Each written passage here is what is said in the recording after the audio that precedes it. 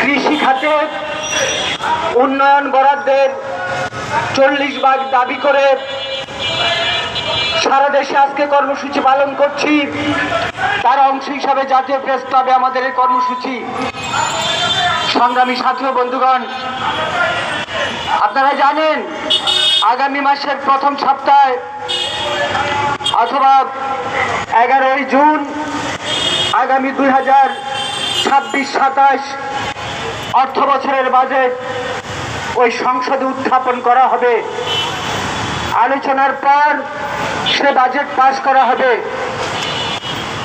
সাথী বন্ধুগণ, আপনারা জানেন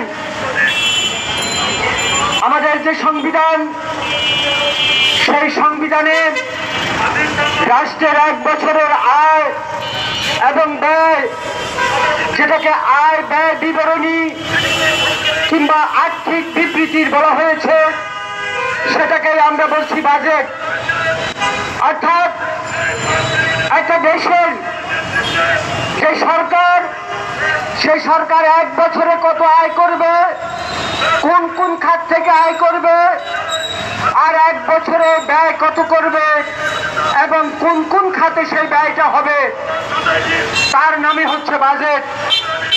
সাথী ও বন্ধুগণ, আপনারা জানেন যে একটা দেশে যখন বাজেট প্রণয়ন করা হয়, তার আয়ের যে খাত, এই খাত আমরা জানি একটা হচ্ছে রাজস্ব খাত, যেটার অর্থের যোগান দেয় এই দেশের আপামর সাধারণ জনগণ।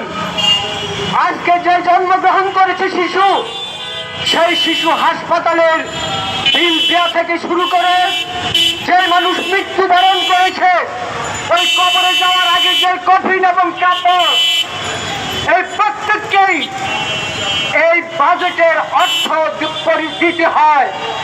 ফলে দেশের মানুষের সমস্ত মানুষ এই বাজেটের অর্থ প্রদান করে। কিন্তু প্রশ্ন আসে, এই বাজেটের অর্থ ব্যয় হবে কোথায়? আপনারা জানেন আমাদের বাংলাদেশ একটি কৃষি প্রধান দেশ। পৃথিবীতে অনেক দেশে শিল্প বিপ্লব হয়েছে, 200 বছর আগে শিল্প বিপ্লব হয়েছে, কিন্তু বাংলাদেশে শিল্প বিপ্লব এখনো হয়নি। প্রস্তুত এখানে কৃষি হচ্ছে প্রধান অর্থনৈতিক খাত। ধীরে ধীরে নানা খাত সেখানে ক্রম উন্নতি ঘটছে। ফলে আমাদের শ্রমশক্তির বিশাল অংশ এবং জাতীয় আয়ের অবদানের বিবেচনায় কৃষি গুরুত্বপূর্ণ।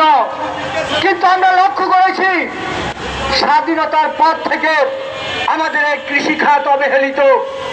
তার আগে আমরা ওই পাকিস্তানিদের উদাসীনতা দেখেছি, ব্রিটিশদের উপেক্ষা দেখেছি,